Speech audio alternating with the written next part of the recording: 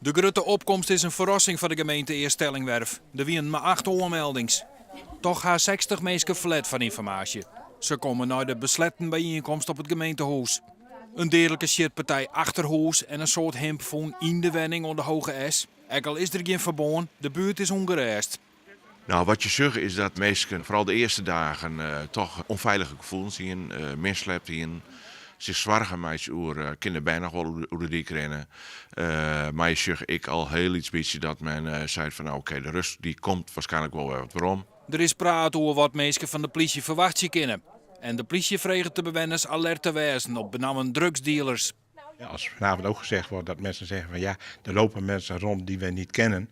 Nou, dan zullen we daar toch eens aandacht aan moeten besteden. En dan denk ik vanuit de bewonerscommissie die staat voor leefbaarheid en samenhorigheid. Ja, dat je ook eens moet gaan kijken wat kunnen we samen daaraan doen om dat probleem te tackelen.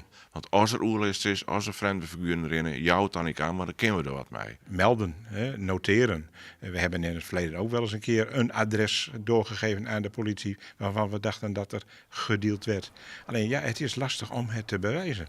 De gemeente had contact met medewerkers van de basisscholen en het Oud-Rijncentrum in de buurt. Die binnen ook aanwezig. Dus het wordt in de gaten houden, maar het leidt aan de meesten persoonlijk. Of ze zeggen van jongens, na 3 weken sliep ik nog net, nou moet ik ingrijpen en dat jou dan niet aan. Jongens, de eerste weken is het normaal dat je een reactie hebt, maar kom je er net uit los. Zie je dan help, of op squallen, of bij slachtofferhulp, of waar dan ik maar.